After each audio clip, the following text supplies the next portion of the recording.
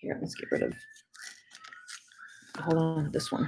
Hi, it's Andy, and don't know who might be joining us. Quiet, right? We can shut the door. It's fine. Yeah, just Somewhat. yeah, it's okay. We are coming from you from a remote location. Braams remote, Fairfax Baptist Church remote. We are actually in Andrew's guest room at his apartment. So we can get out And in time.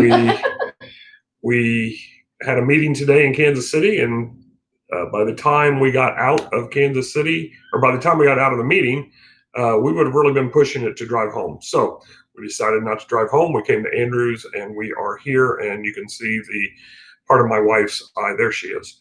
But I'm going to bring this just a little bit closer to me, I think. I hope. There we go. So, but we will conduct our study from here tonight, and again, my face is in a little different perspective and all that, but oh well. So, I bet it's as hot in Fairfax as it is in Kansas City, but I'm in a nice air-conditioned place, so I really don't care at this moment. Okay. So I'm ready to take questions. And Susan has popped in the fact that she is here. Tonight is going to be open forum. Obviously, we've kind of been doing the Romans thing here, but we had Christmas in July. Easter in July this past Sunday. So we're not really going to be doing Romans this week, but you can bring a question from Romans. You can bring a question from or about anything, and I will do my best to address that tonight.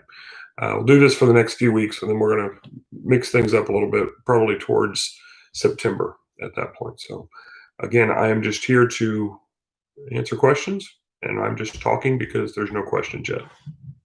So I'm going to pause.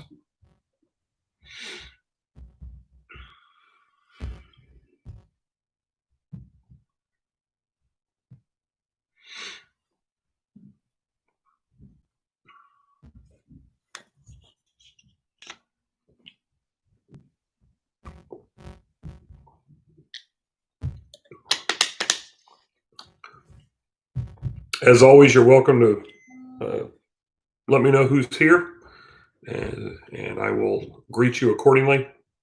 I can't greet nameless people. I can say greetings, but I can't greet you by name if I don't know you're here.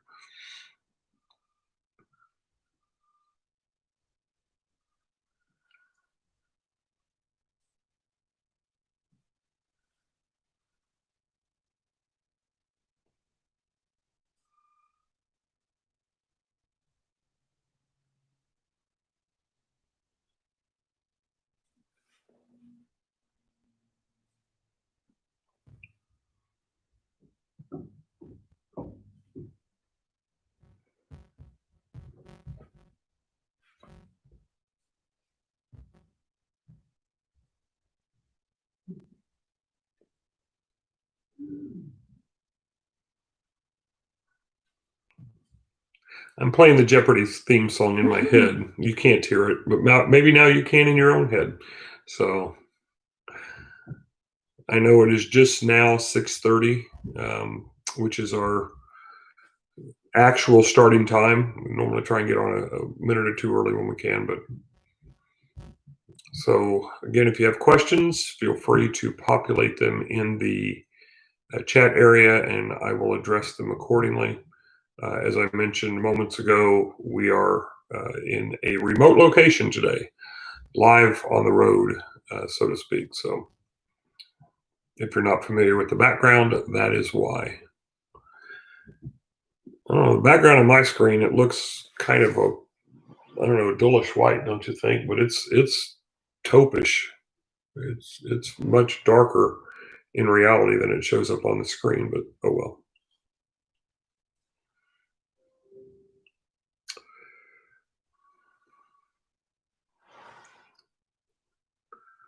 So my wife has posted Hebrews 13:17 Obey your leaders and submit to them, for they keep watch over your souls as those who will give an account. Let them do this with joy and not with grief, for this would be unprofitable for you. So yeah, this verse was a part of the meeting that we had. Another pastor that was in the meeting brought this verse up today and talked about it. And there's a lot to this. Now, just a little bit of background from Hebrews. Hebrews is written to a group of priests, most likely. There's some things that we don't know about Hebrews, but some things that we can infer. For instance, we do not know who wrote Hebrews, although some of what Hebrews sounds like is some of Paul's writing. So many people attribute Hebrews to Paul, but it doesn't say that he wrote it, like every other letter that he wrote says. Some people attribute it to Luke. Some people attribute it to Barnabas. Some people attribute it to a female, an unknown female. And so there's lots of speculation on that. But what is most likely is that it is written to priests, and specifically priests that are undergoing a bit of persecution and are trying to determine how to move forward. And the reason we know that it was written to priests is because there's a lot of priestly language in there, and proving as a part of that priestly language that Jesus is our great high priest. And so, this particular text in the last chapter of Hebrews, even though they are priests, they may not be, the lead priest, or now that by the time this is written, the Old Testament system is fading away. Largely, it has faded away. Jesus has replaced it. We know that, but there's still elements of that are still very much in play. And so so obey your leaders. For those that are reading this, obey your leaders, submit to them. Now, what we must understand is that in the context here, it is talked about discipline earlier in the chapter. It is talked about meaning God exercising discipline upon us so that we might obey him. Okay. And so there's this idea of obedience. There's this idea of submission that anybody needs to do in order to obey their leaders. In this particular case, it's really talking about the context of the church, though. So from an elder perspective, the person who is an elder within the church, not by age, but by title, that would be the pastor or pastors, for instance. So we are to obey and submit to them. Going back to what Paul says elsewhere, as they lead us in the Lord, we are to follow them. And so this isn't just a blind submit to your leader, regardless of what they say. Because here's the reason we know it's a leader within the church: for they keep watch over your souls. And so we are talking about a religious leader. We are talking about a pastoral presence over people, and as a part of that, they have charge over the souls. They are. We'll get to this in just a moment, but there's a responsibility that I, as pastor, have of the people at Fairfax Baptist Church, and likewise, there is a responsibility that the people of Fairfax Baptist Church have towards me as pastor.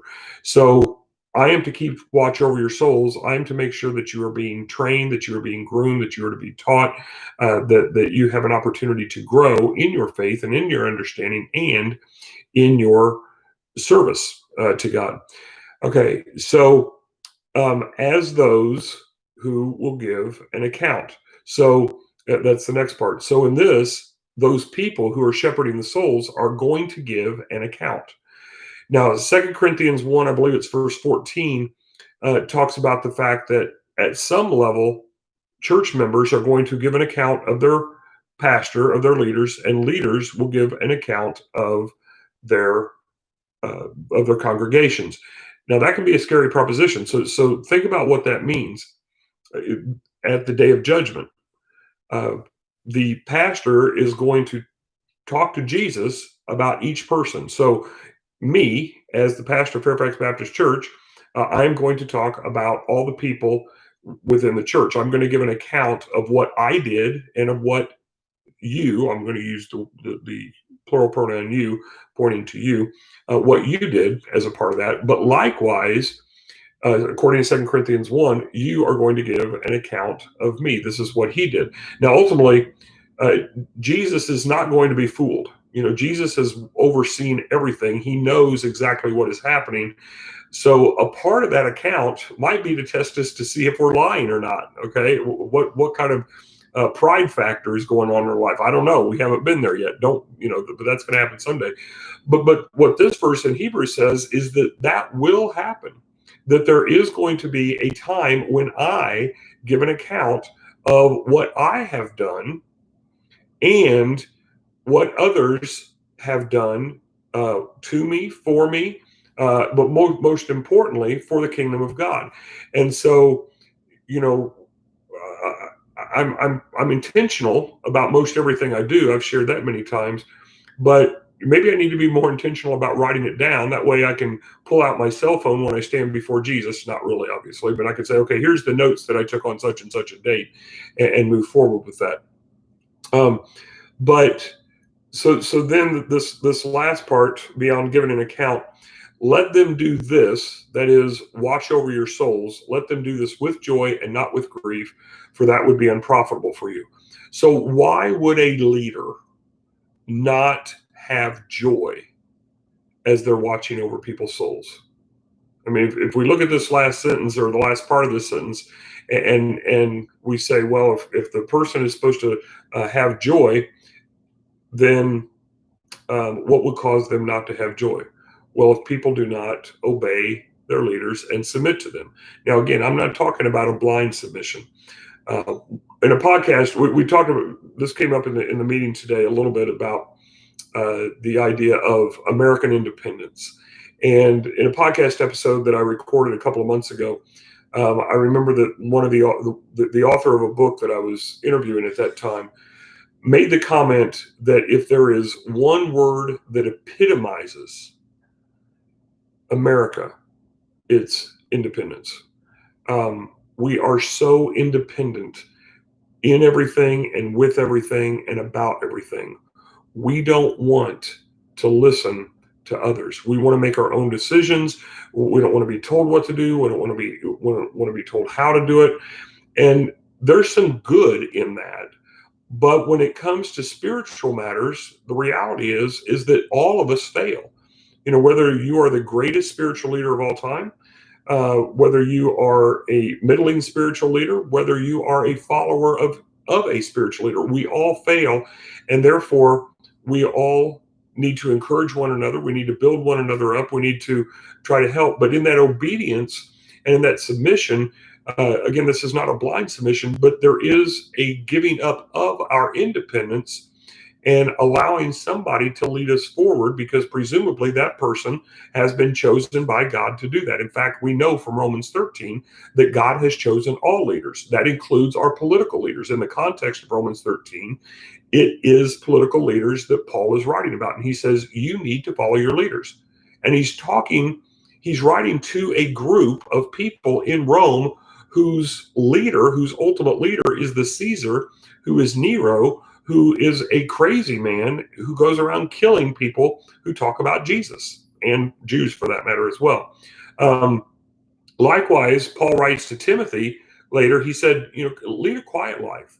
Don't try to draw the attention of the rulers and of the authorities in the area. Lead a quiet life, but as you do these things, realize that sometimes people are going to respond negatively. We're going to respond harshly or whatever. So again, a good leader, a good soul shepherd, to kind of paraphrase the next part of that verse, will be somebody that you would desire to submit to, or to allow you to lead them, to obey them in their leadership. But as Americans especially, that is very, very difficult, because we don't want to be led.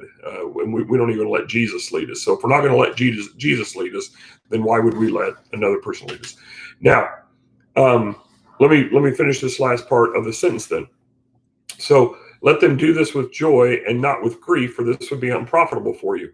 So again, if the leader is to lead and to care for the souls, to watch over your souls with joy, it's because people are following, it's because people are obeying, it's because people are submitting. I'll just put myself in this context, not to me because I am the leader, but because I am a leader who is following my leader, being the Lord, and pointing other people to do that as well. So there's that idea, and it can be done with joy and not with grief because people are following. But if indeed others are not obeying, if indeed others are not submitting, then it becomes unprofitable. Why? Because you're going to cause the leader to sin. I don't know if you've ever been around a leader who complains a lot. I mean, everybody complains about something at some point. But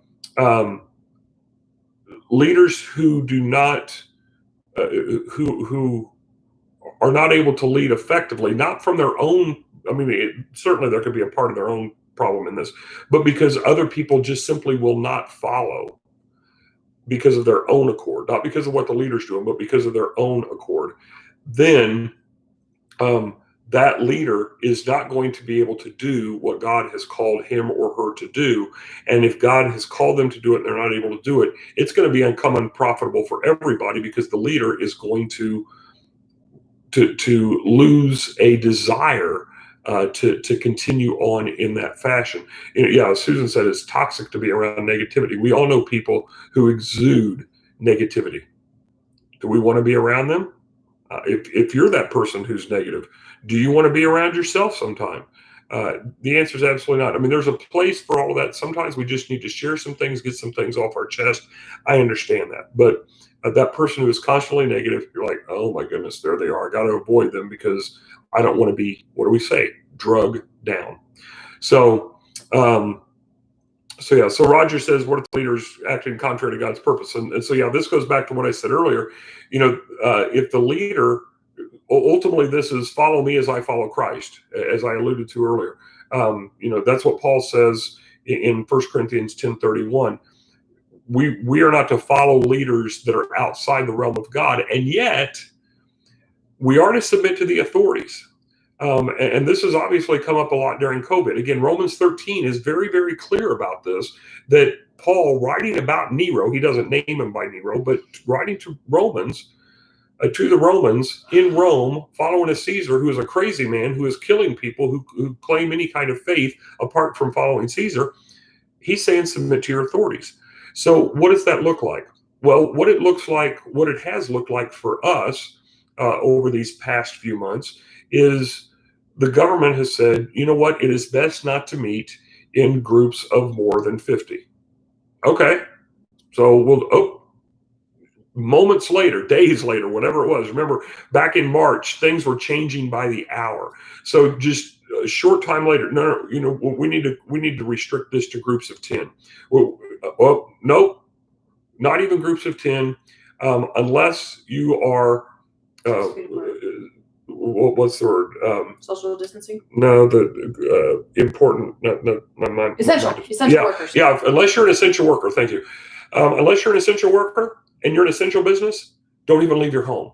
So we went in a matter of days from open meeting, 50 or less, 10 or less, don't leave your home, don't even associate with your neighbors, right? Unless you are an essential worker in an essential business. So we have a choice to make. Do we submit?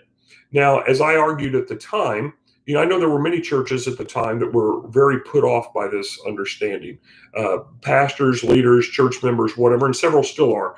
Okay, I mean, there's a place for not being a blind sheep. I understand that.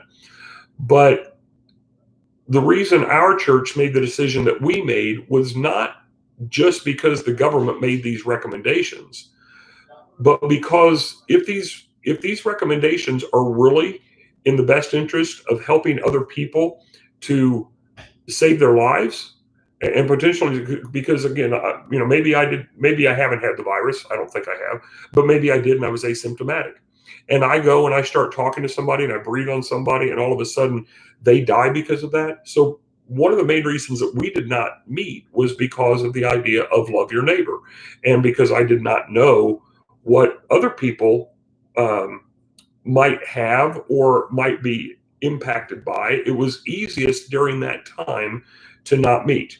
Now, the reality is as life ramps back up, the cases are ramping back up, but now we're seeing a very different response by many aspects of government. Trump has said schools need to open. Okay. On the other hand, California says, okay, churches, if you meet, you cannot sing. Wow. I mean, how do you do that? I mean, we don't have to sing to meet as a church, but that seems like a very, very important part of our praising of God is to worship through music. And so, obviously, again, if somebody is leading us astray, then we don't follow them. There's the umbrella. We follow the umbrella of God, and as long as somebody's under the umbrella of God, then we follow them. If they step outside of the umbrella of God, then we continue to follow God. But again, we have to wrestle with Romans 13. We have to wrestle with 1 Timothy 2, where it says to submit to your authority and stuff. And so even in that hostile environment, even in that government environment that was anti-Christian, anti-faith, even in many cases, except for faith in the Caesar, that's what we're exhorted to do. So no, we don't follow, but that's also the other part. Let me flip the script on this a little bit. When we see the leader going out of bounds, it's not that we don't follow them. Call them out. It's that we correct them. If we just allow the leader to continue to go down a path, then we are being very unloving towards that leader. As I've said many times, I would much rather, as hard as this is, I would much rather for somebody to come up to me and say, Andy, you're doing this wrong, than to think for my entire life that I've been doing it right. And I go and I stand before my Lord, and my Lord said, Andy, why did you do it that way for all these years? Look how many you led astray. How many might I lead astray by doing it wrong? Now, what we must understand is that takes a dialogue, and in our world today, we don't know how to dialogue very well. We know how to scream and yell at one another, and whoever screams the loudest and the longest wins. Even within a Christian circle, that can happen. But not that it should, but it can. And so we have to have enough humility to receive that constructive feedback. I mean, it is criticism. It's a critique, but it does not have to be harsh criticism. It might be the truth, but it doesn't have to be harsh.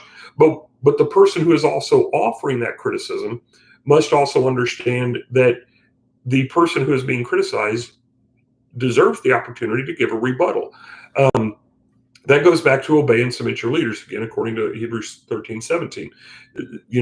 Don't just say, well, you're the leader, you're wrong, so I'm not going to listen to you anymore. Help them understand why they're wrong, then let them talk it out, because maybe they understand even better after a conversation. Okay, so Susan said, it's difficult to know if we should follow because there's so much conflicting news. Yeah, and so, as we go forward as a church, what if, as things ramp up and the cases ramp up, which they obviously are, is that because of more testing? Sure. Is that because there's more cases? Probably. So there's a lot of people that are still calling this a complete scam. Okay. I mean, they're entitled to that belief.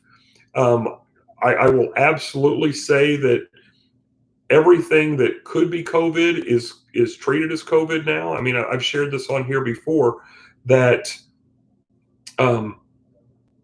if somebody dies of a heart attack, but they might have had COVID, they get extra. The hospital's going to say they died of COVID. If somebody dies in a car wreck, they're going to say that they died of COVID. If there's even if they had a fever, they're going to say that they died of COVID. Why? Because the government is paying hospitals money for each COVID patient. And I'm not saying that's right or wrong. I'm saying that's a fact. And so does this have a tendency to escalate numbers? Yes. How much of that is true? Well, that's documented as truth, but you can skew those numbers any way that you want to, up, down, or being indifferent about it. And so as these cases ramp back up, for whatever reason that is, there may be a time coming again that the government says people stay home. right now, Fauci said, what, everybody, if you're in public, wear your mask. He made that recommendation. I think it was yesterday. And not governors are going to have to do this and whatnot. Again, we're in Kansas City right now. Earlier today, you could not go into Sam's Club without a mask. We have been to Sam's Club since COVID a couple of times, 3 or 4 times maybe, normally in St. Joe, and we've had a mask. But now today, big sign: do not enter without a mask unless 2 years or older. If you're 2 years or older, so if you're under 2, or if there is a medical reason why you cannot wear a mask. So, how will we respond as a church? That's my point here. How will we respond as a church if the government comes back and says, you know what, we need to do this again? We'll evaluate that at the proper time. We're not going to blindly take all this. If the governor of Missouri, who happens to be a Christian, were to say that churches, you cannot sing like the governor of California has done, then I've heard from Governor Parson enough that I would tend to take a lot of stock in what he said. But again, we're going to have that discussion as a church. Things are different now. We have a better understanding. We don't understand COVID. We don't understand all the reasons and the whys and the hows that it works. But we're not where we were in March. And in March, there was a great fear about COVID amongst just about everybody. You mean if I stub my toe, I'm going to die? I mean, it was almost think about the toilet paper. It was just gone. Now, we bought toilet paper today, and there was a lot left. So I'm just saying there's still a lot of concern. There's a lot of fear. Things are going on. Some people discount the whole situation. Again, that's its own story. But as a church, we are to obey our leaders, our government leaders, if they are outside of the bounds of Christ. So I guess going back to the idea of singing, Paul does write about, when you gather together, sing spiritual songs and stuff like that. But have you ever gathered with another Christian and not sang? Sure. So if that is the case, must we sing if we gather together as the church? No. There's nothing in the Bible that says if you gather together, you must sing. Therefore, if we were instructed not to sing, we can have that conversation and determine what's best for us. I don't know what we'll do. Okay, Roger says the congregation has a responsibility to criticize, correct, and Eastern Doctor Congressman is being examined by medical boards for questioning the way the disease is reported. And again, that's where we are right now. I think one of the most difficult things, this was true last year. Nobody knew, what Trump's big thing is fake news, hashtag fake news. There has always been a skew in the news. I've said this many times before, so I won't do a full diatribe on it, but news is produced, and because it's a production, that means that it's not just given to you raw. News stories are chosen, and they're chosen for a reason, and all that, and crafted a certain way. Yeah, and they're crafted a certain way. But the challenge with COVID is that it doesn't matter whether you watch channel A, B, or C. Nobody knows the answer. Now, people have a suspicion as to what might be best, and channel A is going to say it one way, and channel C is going to say it another, or whatever that's going to be. But I mean, that's one of the biggest challenges right now, is that nobody really knows the answer.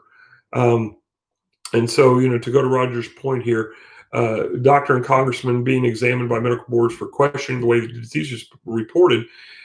Well, there are people that are questioning that their reports are too high. There's questioning that the reports are too low. There's people that are questioning that the report should be, that the disease should be reported at all.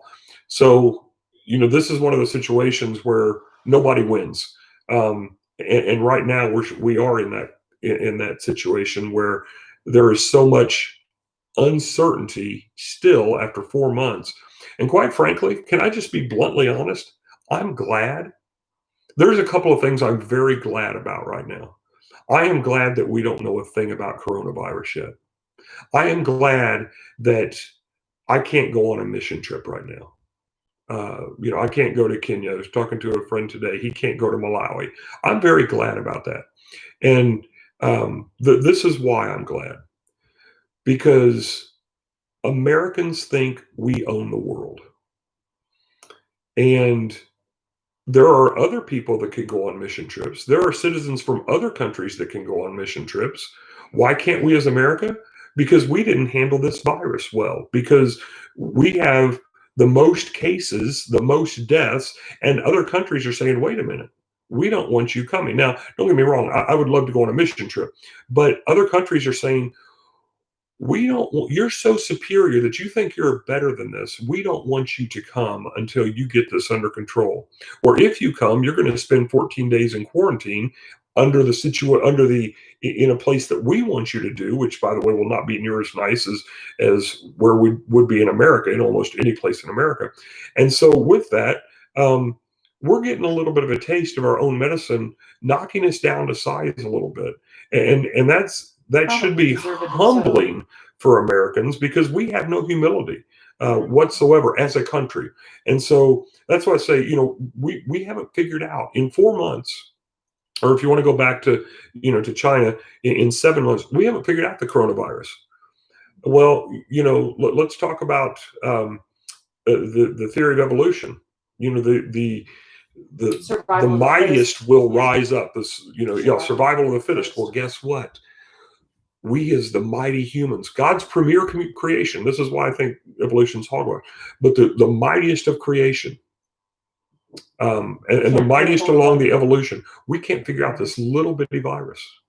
It has more control. So it is more important than us in the theory of evolution. It's the fittest right now. Yeah, it's the fittest. So, I don't believe in that. I believe that God created mankind and we are his chief creation. But those are some things that this has humbled us. And we need to be humbled at times as a people, as a nation, etc. Okay. Frustrating to feel like a hostage to the media. Yeah. The thing, Susan's last statement here, we just have to trust God. What we haven't received in this time is we haven't received an epiphany from God. I mean, my cell phone hasn't rang from God yet that said this is the answer, right? And so we're all exploring. I was in a meeting on Monday with a group of pastors and church leaders, and that meeting normally lasts about an hour and a half each month. It's about an hour and a half, and we talk about various things related to our churches or related to ministry or sometimes leadership issues and whatever. And for the last few months, it's gone for it's been at least a 2-hour meeting. This time, I think it was 2 hours and 15 minutes, and the whole time we're just asking questions. We're asking far more questions than we answer. So, what are you doing? I don't know. What are you trying to do? Well, this is what we're trying, but we don't know if it'll work. Well, so what do you think will be next? There's this uncertainty. And as I've said before, and I'll continue to say, God is out in front of this. Whether we have a cure for this or whether we have herd immunity or whatever might happen, God is out in front of this. He knows the solution. He knows when this is going to end. He knows if baseball is going to be played this year, or they're going to shut down just as they get started because of COVID cropping up in the different things. This hasn't caught God off guard from the get-go, and he just hasn't given us the answer yet, and so we have to get our information from somewhere, and we can get our information from friends, but I'm talking a lot right now, but I don't know anything that you don't know. And where are you getting your information? And where am I getting my information? And how has it changed each time it changes hands? Yeah. And like I said, back in March, information was changing so rapidly, and it's still changing. So what are the sources? How many people have died? Well, it depends upon who you ask. Are you looking at Johns Hopkins University? Are you looking at a different source? So all of that comes into play.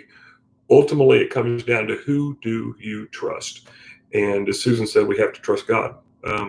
and we're not getting the answer we want right now from God, but that doesn't mean that we can't trust him, because everybody else is just bouncing ideas off of one another and it's not making any sense to anybody.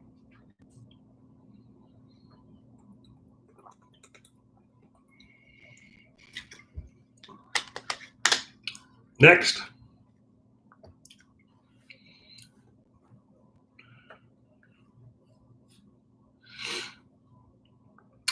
Going back to Rogers, while somebody else types a question here, the congregation has a responsibility to criticize correct.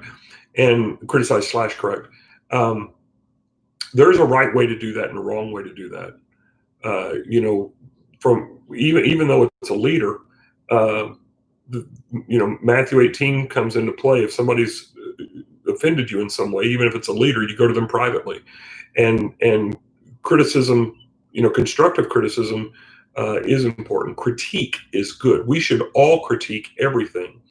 Criticism can be harsh. It can be ungodly in its approach. And so, if the idea is to come to criticize in order to correct, which is what I think Roger's stating here, that's the right approach. We can still do that with humility. You're wrong. You need to do this right. I mean, there's a better way to do that, but the attitude behind it of I want to help this person versus I just want to tear this person down because I don't like them. We still have to think through those issues and just be cognizant of them, realizing that we're dealing with people, and do unto others as you would have them do unto you. Do you want people wagging a finger and yelling at you, or would you rather them correct you? And as again, personally, I would like for people to correct me now where I need correction, so that I don't stand before my Lord one day and he'll say, you know what? When I sent you so and so and so and so and so and so, and you never listened to them, and so now you're going to pay the price.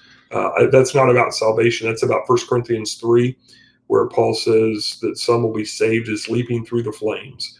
I don't want to just get in by the skin of my teeth or the skin of my backside, as the case might be. I want to be faithful throughout, and sometimes that takes criticism, and I'll be the first to admit, pride is hard. It's hard to take criticism from people, and even to be more bluntly, it can be difficult to take criticism from certain people. I would be more likely to take criticism from people that I've built a stronger relationship with, because they know me and everything. And that's one of the reasons why I talk so much in here, is that, well, who's watching? I have to explain all of this because they don't really know who I am and where I'm coming from. With my wife, I probably could answer the question in 3 seconds, because she knows me better than anybody. So anyway, but yeah, so constructive criticism is important. Critique is important. But how we go about the process of helping people is important too.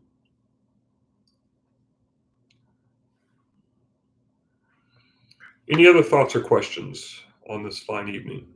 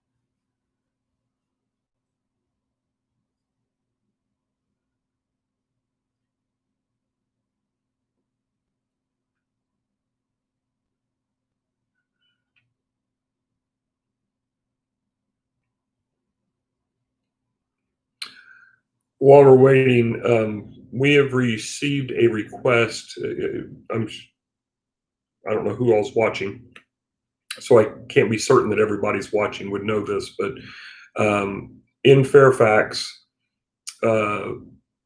we had a situation earlier this week where one individual was shot and was killed, and the initial shooter was then injured. Before arrested. before being arrested. And everything, I mean, obviously the one individual died, as I said, so I can't say everything turned out okay, but it could have been a much worse situation. And so there's an effort right now to put together a meal, and this will be a week from tomorrow. I think it's a week from tomorrow if this pulls together like they're hoping for it to pull together. It'll be in Rockport, and it's going to be for all first responders at the Memorial Building. For first responders, for medical personnel and stuff, and just a meal to show their appreciation. And I know as a church, we had talked about doing a meal for the hospital at some point, and that just never materialized. And so I think we'll just allow this to happen. We have been asked to provide drinks. And so Susan and I picked up some lemonade. They want lemonade and tea and water, I think is what it was. So we picked up some lemonade today. We're going to evaluate how much tea we have at the church. But one of the reasons I throw this out here, and I'll try to remember to put this in an announcement for Sunday as well. We're going to need more jugs, like the big orange jugs and stuff like that. I think we have one or two at the church, and we're going to call some of the other churches. And I don't know if the other churches in town have been contacted, or if they have been, what they've been asked to provide. But again, we've been asked to provide drinks, and we agreed for that. So the other thing I was going to mention via text on even Monday, I think it was, or yesterday, was to do a collection for the Culp family. But my understanding is all of their material needs for the moment are met, clothing wise and stuff like that. There's an opportunity to contribute to a fund. I don't remember which bank. Citizens Bank in Rockport. Citizens Bank in Rockport. Yeah, thank you. And so that's why she's with me. I mean, she has all the answers. So we were going to think about having our church as a collection place for those kind of material needs like food and clothing as necessary. But for now, we're going to hold off on that. So if that materializes within a week or a couple weeks, then we'll reevaluate that at the time. Let's see. Bible reading today in Habakkuk speaks of praying and waiting for the answer. In the reading today, 60 years. How long for us? How long, oh Lord? I think that was one of our first Wednesday night YouTube sessions, or maybe we were doing Facebook at the time. I don't remember, but one of our first YouTube sessions during the pandemic was that passage where the psalmist writes, "How long, O Lord?" And we don't know. We know that 60 years seems like a long time. For them, that was a lifetime by that age, or during that era, I should say, during the era of Habakkuk, that would have been a lifetime for most people. Most of a lifetime, even for us today. We know that the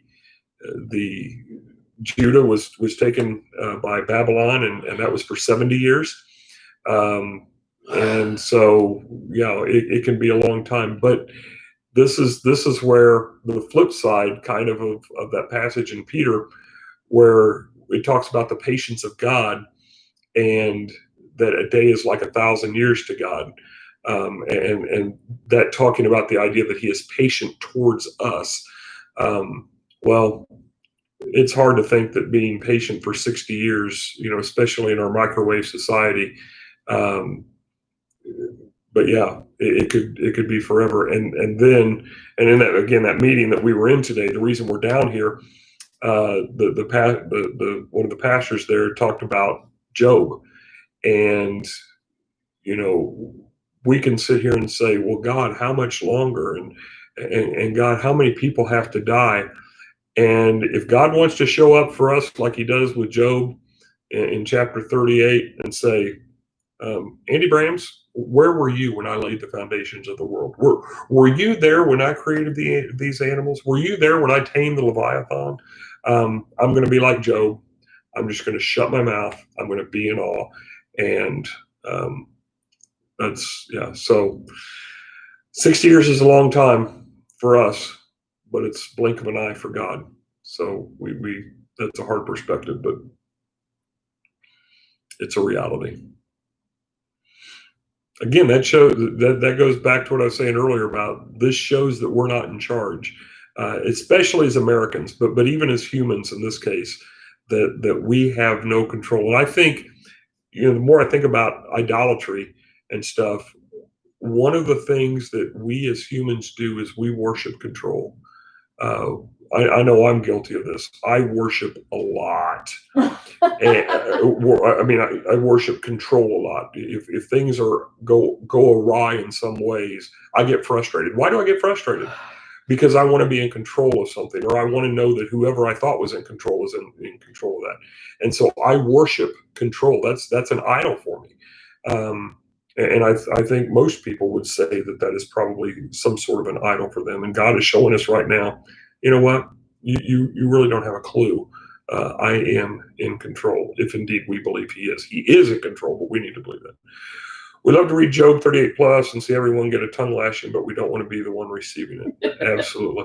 And this goes back to the criticism. I think it's chapter 32 where Elihu shows up.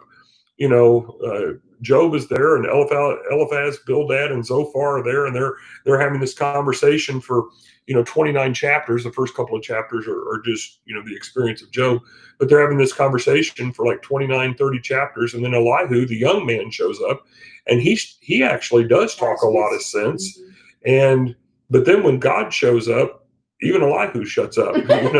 So.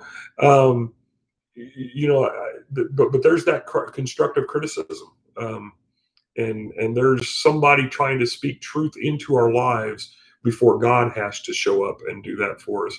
And yet in the midst of all that, we know that Job did not sin, that when God demanded a sacrifice, he went to Eliphaz and Zophar and Bildad and said, hey, ask him to sacrifice on your behalf, because I love him. He's done right. You three are a little bit off the rocker. And again, you read much of Job, and you're going to see a traditional understanding of God in what those three say. Theologically, I can read it and I can say, well, that can make sense, but it's not a full theology of God. Of course, none of us have that entirely, but a lot of what they say seems to make sense, especially to us as Americans, but that doesn't mean it's right. So, okay, any other thoughts or questions before we wrap up then?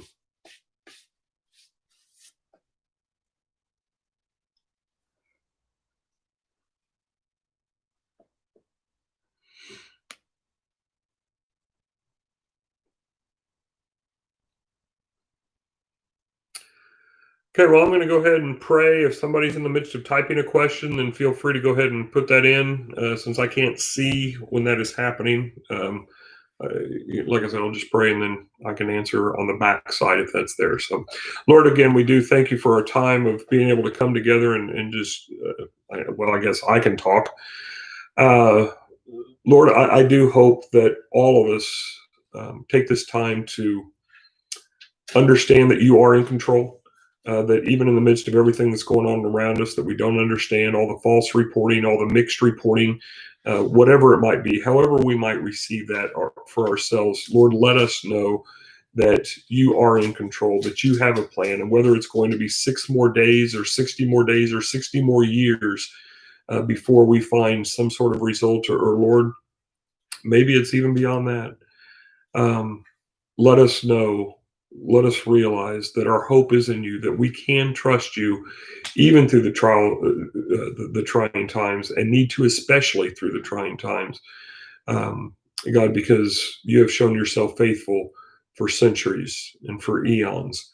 God, we're just, it's like James says, that our life is like the mist that just fades away so quickly.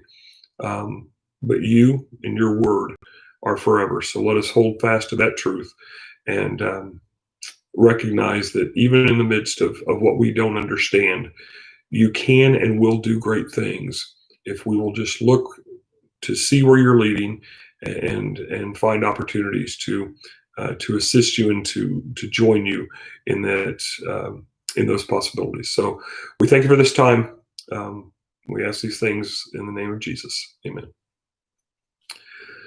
Okay, well, that'll be it for tonight then. And we'll have a preview video up for you on Friday about our coming text from Romans chapter 2, verses 1 through 11. So until then, and or until Sunday, I'll see you later.